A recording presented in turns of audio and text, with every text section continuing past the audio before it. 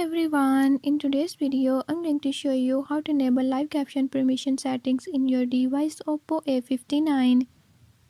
In this video I'm going to show you how you can do it. Before I start, if you are new to my channel, don't forget to subscribe and hit the bell icon.